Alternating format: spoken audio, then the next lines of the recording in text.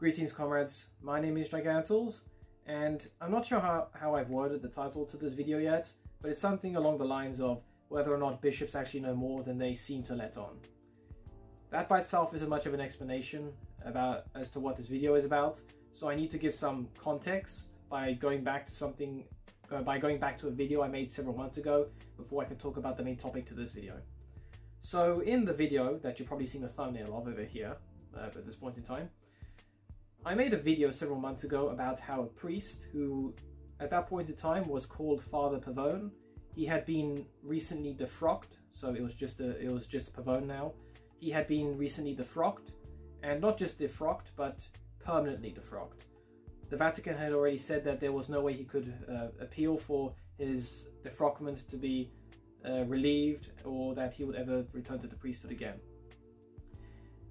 What's important is the progression of information from this case, because when we first heard about this, a lot of the radtrads and traditionalists came forward and said that he had been dismissed because he was pro-Latin Mass and he was a strong pro-life advocate and that he'd been very out there with his pro-life views. But as more information came out, which was either released by the bishop or by people who could make very well educated guesses as to why he had been removed, as well as the Vatican report itself. But Pavone had been removed for a number of reasons. He continuously disobeyed his bishop. He joined a secular organization as not a consultant, but he had a very high up position in a pro-life organization that was secular, and it was about President Trump, but that's irrelevant. The point was, he joined a secular organization about being pro-life without asking his bishop's permission, and it was also very political, and you've got to be careful, and the church has to be careful when getting involved in politics, lest they be accused of interfering in elections. Pavone was also himself a very political person, even outside of that organization. He publicly insulted and cursed tens of millions of Americans when the recent presidential election didn't go his way. And I don't mean it was just a casual, oh man, we lost. No, I meant he was absolutely out there with his language, and that's not very fitting for a priest. And fifth, which was probably the most severe of them all, he put the remains of an aborted fetus on an altar. To be fair, it wasn't an altar in a church, it was one of those mobile altars that you could take around and perform mass wherever you wanted. But the fact was, he had put the aborted remains of a fetus on this altar, that he had also carried out the consecration of the bread and wine into the body and blood of Christ on it. And when this information came out, a lot of the radtrads that's a step too far.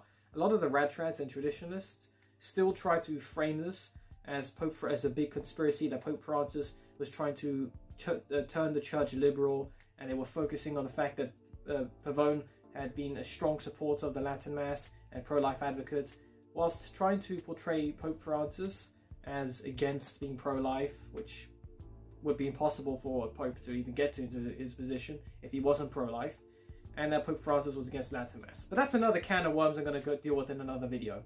The point is, there was a lot of misrepresentation of information, even after most of the information about the case had come out, which it's still perpetuated in some circles today.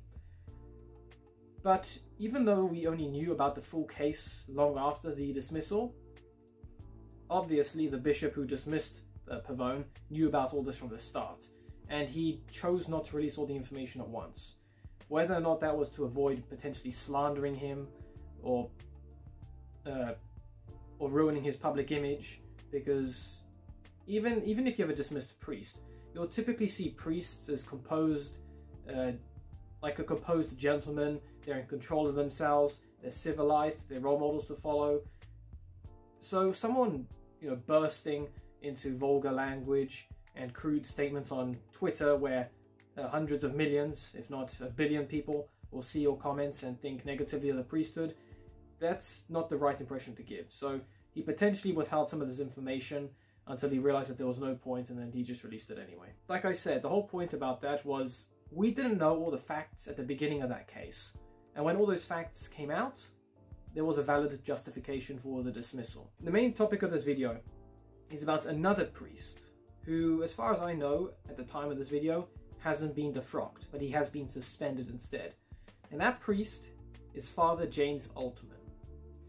I remember several months ago, I think it was several months ago, he had also been suspended from his position, and there wasn't as much information as to why. We knew that he was an advocate for the Latin Mass, and I think his diocese was cutting down on the Latin Mass in its parishes. So obviously all the radtrads and traditionalists jumped on the bandwagon and said, "Is Pope Francis trying to destroy the Latin Mass and everything?" Again, that's another can of worms I'll deal with in another video. Just stick with me to the end. Okay, there's a point. There is a point to this all. Several months later, so a couple of days ago, I saw a post on Facebook about a speech Father James Altman did, and I had to go check it on Twitter to see if it was actually authentic. So, Father James Altman is part of an organization known as the Coalition for Cancelled Priests. Ironically, the initials spell out CCP, you know, Chinese Communist Party. There's no connection, obviously, but it's something, you know, you just roll your eyes with. Anyway, during this conference, he gave a speech in which he refers to Pope Francis as not the Pope, he's a fraud of a Pope, and even an anti-Pope. When I first read that, I was absolutely stunned, and I had to go check to see whether it was authentic or not. And unfortunately it is.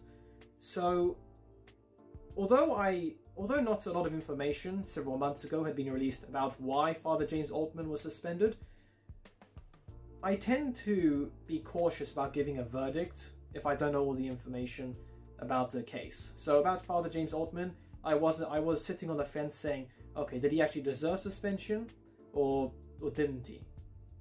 You know, does the bishop have a good reason? Maybe he hasn't shared that yet. And several months later, we now have a possible reason why. And this is something I discussed with a few of my friends on Facebook.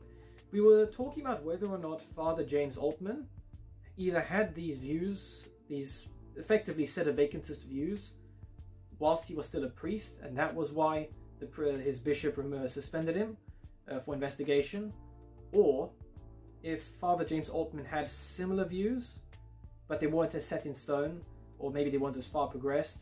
His bishop recognized these traits, and then suspended him to potentially try and distance him from perhaps sedevacantist and radtrad influences, and just trying to stop him potentially misleading his parish. Which, if that's the case, then it seems to have worked, because he stopped this priest that's now expressing sedevacantist views from preaching sermons to his parish. If someone calls the Pope a fraud, a fake Pope, or an anti-Pope, they are not Catholic. The Pope is a legitimate Pope. Regardless of what the difference of political opinions you have is, he is the legitimate Pope. And if you disagree with that as a Catholic, you are sedevacantist and no longer Catholic. There is no amount of justification you can do looking through church documents that will ever justify you calling the Pope an anti-Pope and still claiming to be Catholic. Because, for starters, and I need to make a video about this, Pope Francis can't be an anti-Pope because there's no other papal candidates out there. Or rather, there's no one else there claiming to be Pope with a legitimate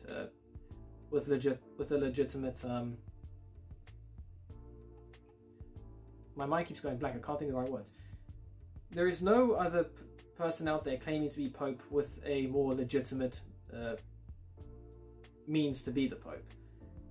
For instance, with Pope Benedict XVI, rest in peace, he resigned from the papacy. Okay, he repeated that it was of his own volition, he wasn't pressured into it or anything, but ever since he died, there has been no one else there who could ever claim to be Pope. So, even if there were... So, the critics of Pope Francis, who claimed that he was an anti-Pope in opposition to Pope Benedict XVI's papacy, that had more justification to it than if you had just Pope Francis, with no other popes before or after him elected by any cardinals. Again, I need to make a video about this. I can go quite into depth, and I need to make a video about this, because I know there are some other people out there claiming to be Pope, such as the Palmarian Pope, which ironically, one of them completely apostatized from the Palmarians and rejoined the Catholic Church and said that it's nothing more than a tax evasion scheme. Sometimes, when someone in a high position of authority, in this case a bishop, archbishop, cardinal, or the Pope himself, if they make a decision about something, regardless of what our immediate opinion of it is, we should avoid trying to make much of a statement about it ourselves until we have all the facts of the case before us. The last thing we need is to make a wrong judgment and then there could be repercussions from that. For instance, we could, just off the top of my head, thinking about the time when there was the Western Schism and we had 3 popes. Some of the saints out there, canonized saints, actually supported anti-popes, but it wasn't their fault. It was because of a lack of available information, that they believed that the legitimately voted in pope was illegitimate, and so they supported an anti-pope instead. Thankfully, there's no other claimants to the papacy. But trying to go back to the topic and not go off on a tangent, we shouldn't make a rash judgment from someone else's decision. Why it took me so long to get that word out. Sometimes those in high positions of authority know a lot more about a case that they've potentially investigated for months or even years than we do for the first 5 minutes that we see it on social media. In the case with Pavone, the information came out relatively quickly. I think it was like less than a week we knew about all the stuff he had done wrong. With Father James Altman, like I said, he was suspended like months I think months ago, maybe even last year, but we only found out about his sedevacant interviews now.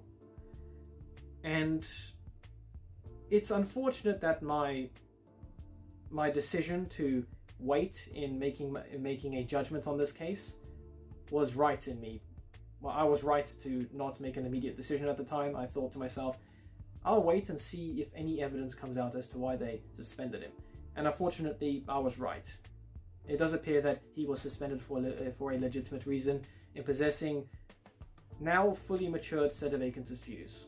Though I'm sure he's going to still call himself Catholic. The point of this video is, don't make a rash judgment based upon someone else's judgment when they most likely know a lot more of the facts behind the case than you do. The last thing you need to do is potentially lead people into error, and then when you realize you've made that error, you then try and bring people away from that error, but they already believe that the error is right, and before you know it, you've sent a group of people off into schism with the church. Make sure you have all the facts to first do a proper investigation, and if you don't have all the facts, then just wait for more facts to be revealed over time. It could take months or years, but it's much better to wait and be right than to be quick and wrong. Otherwise, that's it for this video.